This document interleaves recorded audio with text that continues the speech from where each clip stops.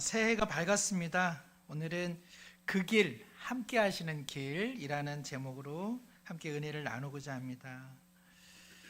한 주간 밝아온 새해를 어떻게 보내셨는지요? 감기 환자가 참 많으신 것 같아요. 작년 말부터 아프셔가지고 올해까지 편찮으시니까 2년 동안 고생하신다, 이제 그런 생각을 해보게 되는 거죠. 아이고, 감기가 얼마나 지독한지 2년 동안 괴롭힌 것 같습니다. 주중에 날짜를 표시해야 되는 일에 자꾸 2024년 이렇게 기록되더라고요. 2025년으로 기록되기 위해서는 얼마간의 시간이 필요하겠다, 그런 생각했습니다. 새해가 되어서 제 통장에 혹시나 돈이 이렇게 새해가 바뀌었으니까 없어지나 싶었는데 그렇지 않더라고요. 작년에 있었던 제 통장에 15만 원이 그대로 이월돼 가지고 얼마나 다행인지 몰랐습니다. 그런데 슬픔, 또 조금 아픔, 고통, 감기 이런 것들은 새해가 되면 이월되지 않고 그냥 쓱 사라지면 좋겠는데 어떠세요? 삶의 고통, 삶의 통장에 작년에 있었던 고통도 똑같이 이월되어 오는 것 같습니다. 새해를 시작하면서 우리 성도님들과 어떤 말씀을 나눌까? 이제 교회 편말이 나의 마음과 정성을 다하여 심으리라. 오늘 같은 맥락입니다. 하나님께서 이스라엘 민족 포로 생활 가운데 내가 돌아오게 할 거야. 그래서 내가 너희들을 이 땅에 다시 마음과 정성을 다하여 기쁨으로 심을 거야. 그러니 소망을 잃어서는 안 돼. 그 말씀이 예레미야 우리 32장 41절의 말씀이거든요.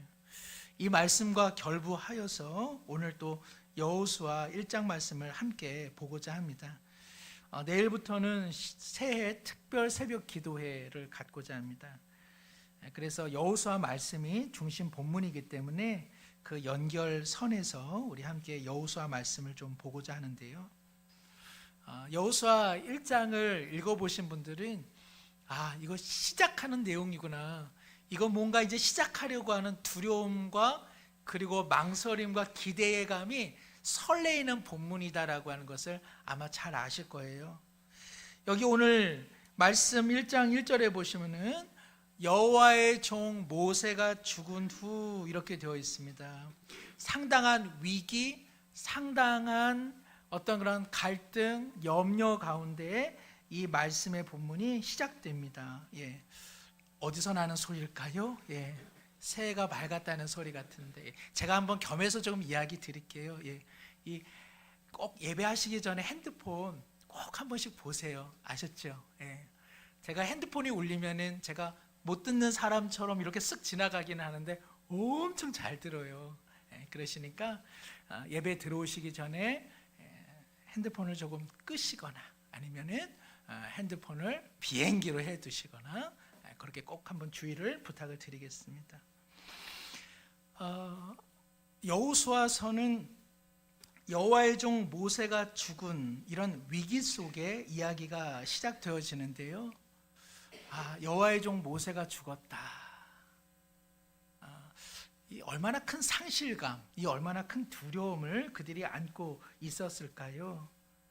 애굽에서 탈출한 이스라엘 민족들을 가나안 땅으로 이끌고 가던 이 모세가 이제 하나님의 부름을 받았습니다. 후계자로는 여호수아가 있는데 글쎄요, 여호수아가 모세만큼 그 일을 잘 감당할런지, 그리고 모세의 말을 지독하게도 안 들었던 이스라엘 사람들은 여전히 그곳에 남겨져 있고, 그리고 지척에 있는 이 가나안 땅에는 이제 이스라엘 사람들이 이 땅에만 들어와만 봐라, 내가 너희들 홍군형을 내줄 거야 라고 하는 그런 사람들이 지금 기다리고 있었습니다. 올해 우리의 시작점도 어떤가요? 새해가 밝아왔으니까는 모든 게 잘 될 거야, 소망은 같지만 올 한 해가 만만할까요? 아니면 막막할까요? 우리 모두 막막하신가요 벌써? 우리 모두 만만한 한 해가 되면 좋겠다 하면서도 벌써 막막해, 그 마음 우리 들고 있습니다. 여호와의 종 모세가 죽었다라고 하는 것은 이제 이스라엘 민족이 경험하는 위기를 설명하고 있습니다. 모세의 말 지독하게 안 들었으니까 모세가 떠난 자리, 모세에게 너무 미안하고 자책감, 후회가 지금 이스라엘 공동체에 만연하고 있습니다. 한편으로는요, 그래도 모세만한 분이 없었어, 보고 싶어, 그리워, 그 자책감과 그리움이 교차하고 있는 것이죠. 그들을 더 괴롭힌 사실은 무엇이냐면 가나안 땅에 12번도 더 들어갔을 텐데 38년을 이 광야에서 빙빙 돌았었거든요.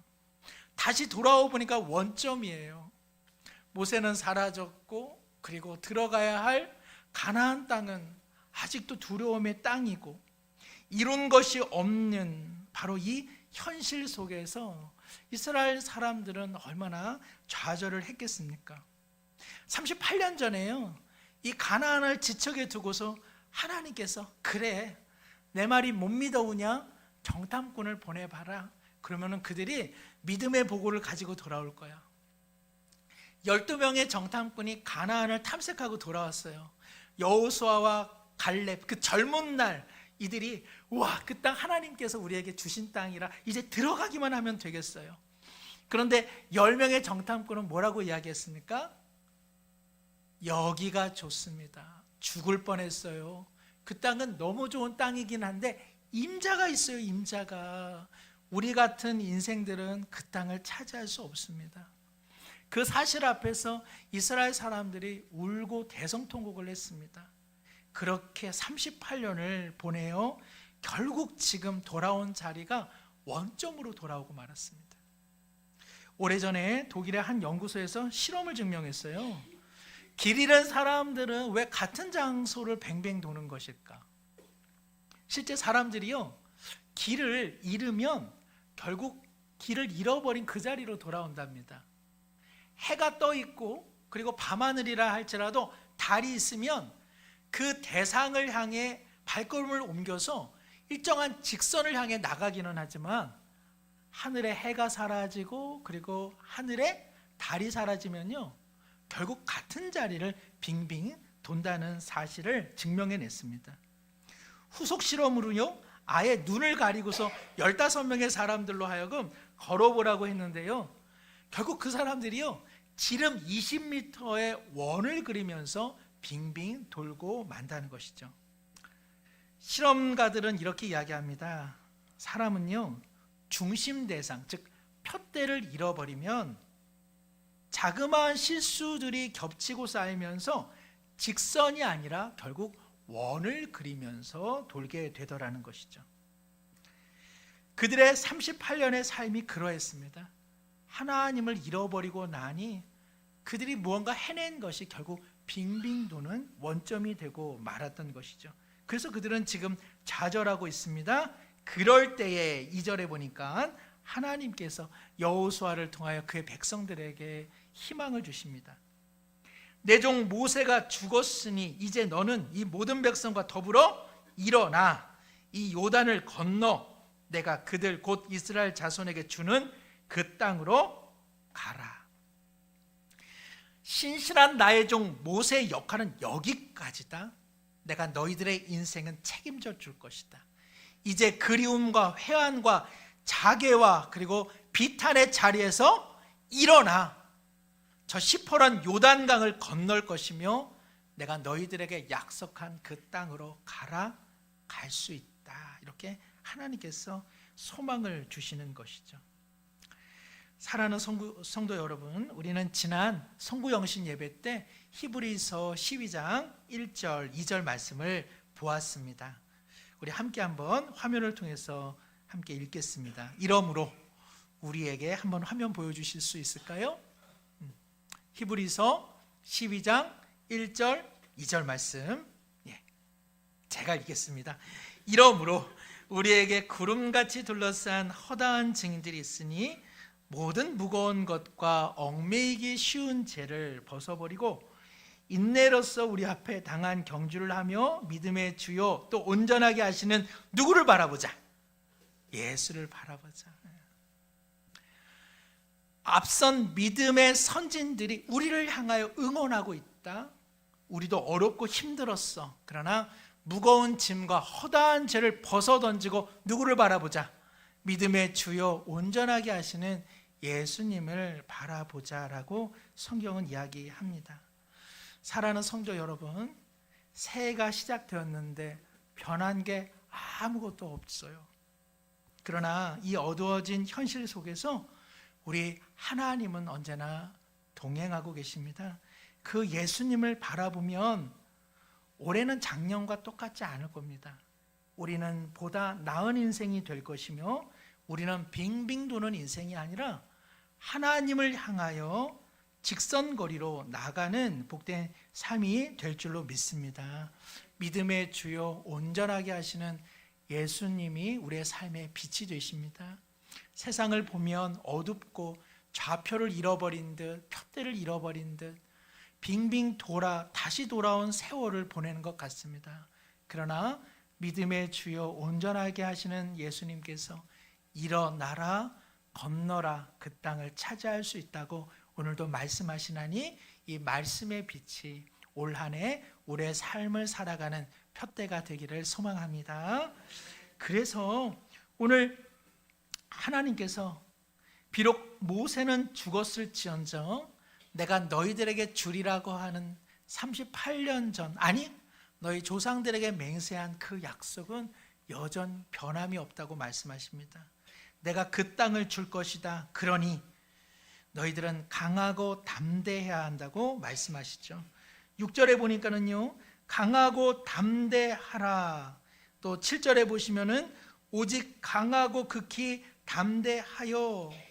또 9절에 보시면 9절에 강하고 담대하라. 두려워하지 말며 놀라지 말라. 내가 어디로 가든지 내 하나님 여호와가 너와 함께 하느니라.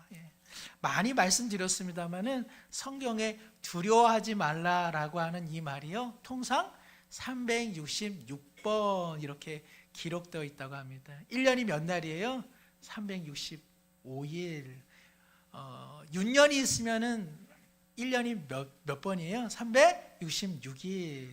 그래서 어떤 사람들은 와, 하나님께서 정확히도 계산하셔서 두려운 우리 인생 가운데 두려워하지 말라 매일매일 말씀해 주시는구나 라고 이야기하기도 합니다만은, 내가 어디로 가든지 내 하나님 여호와가 너와 함께 하나니 강하고 담대하라. 어려운 일이 많을 수 있다는 것이죠. 힘든 일이 많을 수 있다는 것입니다. 올해 말, 작년 말이네요. 그리고 올해를 넘어오면서 우리 모든 삶의 자리는 정말 참 힘겨운 시간들을 보내고 있는 것 같습니다. 이때에도 하나님께서 말씀하십니다. 강하고 담대하라. 내가 어디로 가든지 하나님께서 너와 함께 할 것이라. 그런데요, 이 말씀은요, 이 약속의 말씀은요, 아무데나 갖다 붙일 수 있는 말씀은 아닙니다. 강하고 담대하라.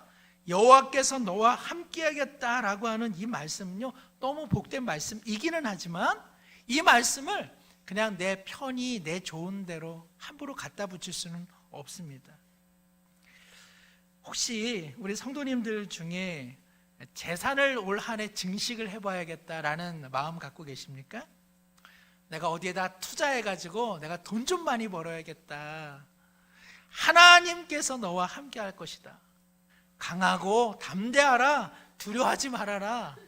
이 말씀을 어떤 재산 증식에다가 쓰는 거 어떻게 생각하세요? 그렇게 해서 되는 것 같지 않던데요. 옆에서 보니까 확실히 돈을 잘 버는 분들은요, 돈의 흐름을 읽어내시는 것 같더라고요.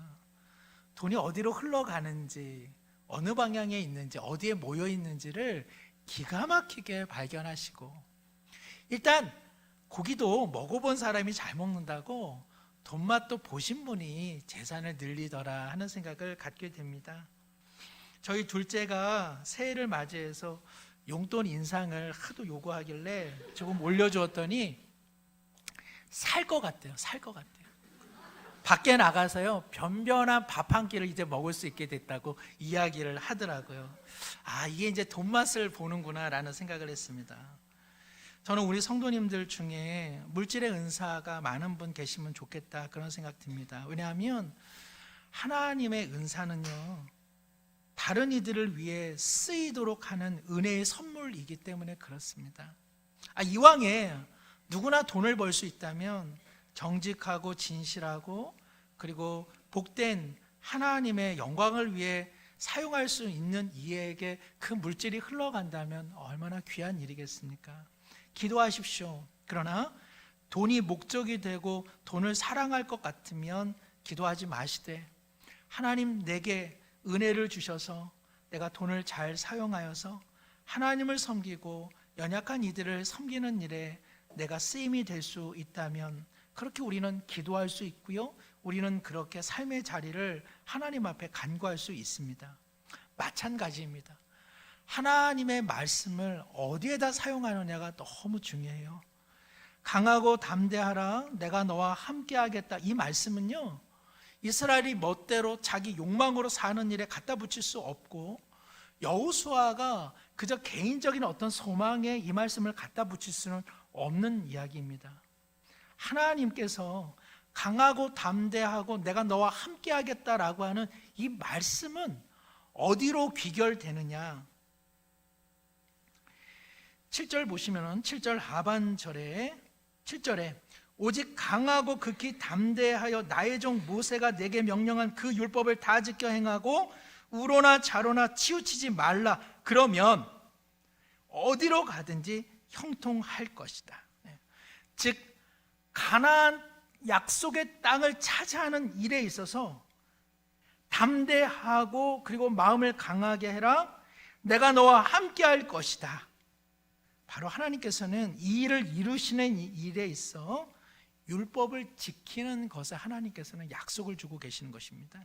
즉 강하고 담대하며 그리고 너와 함께 하겠다라고 하는 이 말씀은요, 하나님의 말씀에 순종하여 가나안 땅에 들어가는 일에 내가 그렇게 너를 다스리고 내가 너와 동행할 것이라고 말씀하고 있는 것이죠. 그러니까 아무데나 갖다가 붙여서 사용될 수 있는 말씀은 아니라는 것입니다. 8절에 보시면은 이 율법 책을 내 입에서 떠나지 말게 하며 주야로 그것을 묵상하여 그 안에 기록된 대로 다 지켜 행하라. 그러면 어떤 일이 있다? 내 길이 평탄할 것이고 내가 형통하겠다. 지금 어느 길을 가고 있죠? 가나안을 향하여 가는 길. 가나안을 향하여 가는 그 길의 평탄과 형통함은 여호수아와 이스라엘 백성의 군사적인 전략과 전술에 결정권이 있지 않고 하나님의 말씀을 어떻게 지켜내느냐, 거기에 성공과 실패의 여부가 달려있다고 하나님은 말씀하고 있는 것입니다. 적과 싸우려면은 전략과 전술을 세워야죠. 군사 훈련도 필요합니다. 그러나 하나님께서 여호수아와 이스라엘 백성에게 첫째로 말씀하시는 것, 아니야, 거기에 너희들의 삶의 성공이 있지 않다. 내가 너에게 주는 그 말씀에 어떻게 순종하느냐에 따라서 내가 너를 향한 계획이 이루어지느냐 이루어지지 않느냐, 누리느냐 못 누리느냐, 바로 거기에 결정권이 있다고 하나님 말씀하고 계십니다. 사랑하는 성도 여러분, 하나님께서 우리에게 주시고자 하는 아름다운 인생의 가치들이 있습니다. 그 가치들을 누릴 수 있는 것은 하나님의 말씀에 순종하는 여부에 달려있는 것입니다. 하나님의 말씀에 순종하기 위해서는요, 하나님의 뜻을 아는 것이 제일 중요합니다. 행동보다 더 중요한 것, 하나님의 마음을 아는 일입니다. 성도 여러분께서 핸드폰의 기능이 무궁무진하다고 해요. 젊은 사람들이 올려놓은 핸드폰의 기능에 관한 내용들을 보면요, 어마어마합니다. 이건 핸드폰 하는 일들이요, 수백 가지가 넘어요. 이거 잘만 사용하면 웬만한 컴퓨터 못지않은 성능을 가지고 있어요. 근데 우리는 이 핸드폰으로 뭐 하시죠? 싼 거건 비싼 거 간에 전화, 그 다음에 카톡에 뭐 크흐흐 뭐 이런 거, 그죠? 그 다음에 뭐 양파가 좋네, 마늘이 좋네, 이런 거 이제 알려드리는 거. 그 다음에 알람, 그죠? 그 다음에 뭐 찾을 때 후레쉬. 그러니까 우리는 이제 핸드폰을 한 요 정도에서 사용하고 있습니다. 이것만 사용해도 좋아요. 그런데 사실은 핸드폰 안에는 여러 많은 기능들이 담겨져 있습니다. 아는 만큼 누리는 거죠. 아는 만큼 활용할 수 있습니다. 하나님과의 신앙의 기쁨도요, 하나님을 얼만큼 아느냐가 참 중요해요. 그래서 오늘 하나님께서 여호수아에게 야, 작전은 이렇게 세우는 거야, 전략은 이런 거야, 그리 말씀 안 하시고요, 여호수아야, 율법책을 펴라. 그리고 그 율법책을 내 입에서, 너 삶의 자리에서 결코 떠나게 해서는 안 된다. 너 그거 항상 묵상해야 돼. 그리고 그 묵상한 말씀을 너의 삶에서 함께 지켜내라. 그리하면 뭐가 있다고요? 너의 삶의 길이 평탄할 것이고 내가 형통할 것이다. 네가 바라는 거 다 될 거야, 그런 뜻 아니라 하나님께서 지향하시는 나라의 온전한 백성, 주의 자녀로서 생명과 기쁨과 인생의 보람을 느끼며 살아가게 될 것이다 말씀하고 있습니다. 사랑하는 성도 여러분, 성경 새해가 밝았으니까 일독하셔야죠. 저희 아내도 보니까는 성경 일독하기 해가지고 이제 체크표 이렇게 해놨습니다. 뭐 작심삼일이 되면 어떻습니까? 그렇죠? 해보고 또 해보는 거죠. 어떤 문제가 나왔다죠. 그 계획을 세워두고 얼마 가지 못해 지키지 못하는 거 무엇이라고 합니까? 그랬더니 보기가 작땡 3땡 이렇게 해놨는데 작심삼일 써야 되는데 그 아이가 작은 삼촌 이렇게 써놨다고 합니다. 그래도 우리 결심해 보는 겁니다. 우리 교회가 이제 뭐 제가 와서 또 그전에도 아마 하셨을 것 같은데 매일 성경, 우리 이 책도 구입하셔서 매일매일 성경 읽으시고 새벽 기도에 참여하시는 분들 계십니다. 내가 성경을 읽는 것이 잘 이해가 되지 않으면 이렇게 매일 성경, 또 옆에 해설집이 있습니다. 저는 성경을 읽으실 뿐만 아니라 해설을 읽는 것 참 좋다고 생각합니다.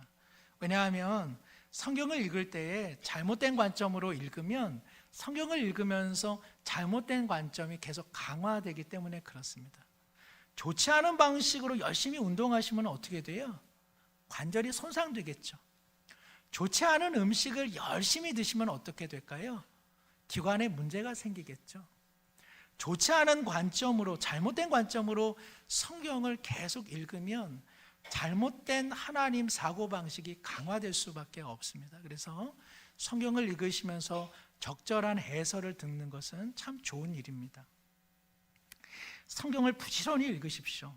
성경을 읽으실 때요, 성경에는 두 가지 목소리가 있습니다. 하나는 우리의 자아를 깨트리는 그런 망치의 소리가 있고요, 고단하고 힘겨운 우리의 삶을 이해해 주시고 공감해 주시고, 그리고 삶의 아픔을 닦아주시는 치유와 그리고 그 위로의 말씀이 담겨져 있습니다. 이 두 가지 말씀을 함께 섭취하시되 가급적이면 성경을 읽으실 때 망치의 소리로 먼저 자신에게 적용시켜야 됩니다. 내 두터운 자아를 깨는 소리로 하나님의 말씀을 읽으십시오. 다른 사람에게 하나님의 말씀을 권면할 때는요, 치료와 자비와 위로의 말씀으로 권면하셔야 됩니다.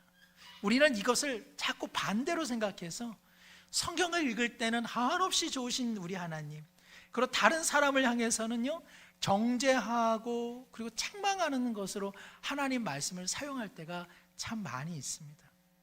성경을 읽으십시오. 그리고 좋은 해설의 내용을 통하여 성경을 읽어내는 좋은 관점을 가지십시오. 성경을 읽을 때 내가 옳다라고 하는 두터운 자아를 깨트리는 망치의 소리로 읽으시고, 그리고 다른 이를 향해서는 그 말씀을 자비와 위로의 말씀으로 사용하시기를 바랍니다. 매일 성경 본문으로 우리 월요일부터 금요일까지 새벽 기도가 진행되고 또 그 말씀의 내용이 우리 홈페이지에 녹음되어 있습니다. 우리 조금 여건이 되시면 출근하고 퇴근하실 때 들으셔도 좋고요. 그리고 주일에 듣는 말씀 어차피 기억 안 날 거야 이렇게 단념하지 마시고 주보에 한 절이라도 좀 적어보시면 좋을 것 같아요. 강하고 담대하라. 올해 하나님께서 나와 동행하신다. 그렇게 그런 말씀들을 붙잡고 한 주를 살아가는 것이죠. 사랑하는 성도 여러분, 피곤하고 분주한 일상이라도 하나님의 말씀을 펼쳐 읽으시기를 바랍니다. 여기 오늘 본문에 묵상이라고 하는 말 되어 있는데요, 우리 얼마나 세상을 묵상합니까? 그죠? 미운 사람, 내가 싫은 사람 얼마나 묵상합니까? 그렇죠? 우리는 아마 달나라를 가고 화성을 가고 금성을 가도요, 아마 우리 다른 사람 뒷담화 하느라고 우리 많은 시간들을 아마 보내게 될 거예요. 여기 묵상하다라고 하는 말은요, 그냥 자기 생각에 빠지는 것 아닙니다. 가끔 가다가 목욕탕에 가시면은 뜨뜻한 물에 담그고 계신 분들이 갑자기 거기서 이렇게 득음을 하시는 것 같아요. 어디선가 뭐 이런 소리가 들려요. 어디서 그런가 보면은 이제 욕탕에서 뜨끈하게 몸을 데피신 어르신들이 이렇게 뭔가 구성진 소리로 이렇게 노래 비슷한 허밍을 하는 경우가 있습니다. 묵상이라고 하는 것은요, 이 히브리 어원으로 보자면은 이 들짐승이 한밤중에 이 들녘에 뭐 먹을 것 없나 하고 어슬렁 거리는 겁니다. 한창 때 배고픈 우리 젊은이들은 어떻습니까? 그렇죠? 시도 때도 없이 냉장고 열어보잖아요. 바로 그 마음. 하나님의 말씀에 대한 갈급함, 하나님의 말씀에 대한 어떤 그러한 그 목마름이 바로 우리 가운데 있느냐 하는 것이죠. 두 번째요, 하나님의 말씀을 묵상한다라고 하는 것은요, 이 동물이 뼈다귀를 연실 핥는 것을 의미합니다. 저희 집도 이제 조금 파양된 개를 한 마리 기르고 있는데요, 얼마 전에 그 개뼈다귀가 아니라 이제 갈비탕 뼈다귀를 줬습니다. 개에게 개뼈다귀를 주면 안 되겠죠. 그거를 뭐 살점 없는 것을 연실 뜯어 먹더니만 계속 핥고 빨고 자기 집에다가 갖다 두고 지금도 이렇게 품고 있습니다. 히브리어로 묵상하다라고 하는 말은 그런 의미를 갖고 있습니다. 하나님의 말씀을 기억하고 생각해보고 적용해보고 끊임없는 그런 노력, 그것이 바로 묵상이죠. 또 이 묵상이라고 하는 말은요, 반추하다 그런 뜻을 갖고 있습니다. 반추라고 하는 말은 되돌릴 바에다가 꼴추. 그래서 소가 그죠, 먹었던 것을 또 입에다가 가져다 내어서 어금니로 잘근잘근 씹고 다시 넘겼다가 또 꺼내는 것. 하나님께서 하나님의 말씀에 대해 우리에게 기대하는 바 무엇이죠? 읽기를 원하십니다. 읽으라 하십니다. 읽고 그것을 되새김질을 하고 그것을 핥고 그것을 빨고 그것을 마음에 다시 한번 담아두고 또 목마르면 다시 펼치고 끊임없이 되새기고 기억하는 것, 바로 그러한 삶을 사는 이들에게 하나님 뭐라 말씀하십니까? 강하고 담대하라는 것입니다. 그 말씀을 삶에서 실천할 때 힘들 거야, 어려울 거야. 그러나 강하고 담대해, 내가 너와 함께 할 거야 라는 말씀이 바로 말씀을 읽고 실천하는 지점에 지금 주시는 말씀인 거예요.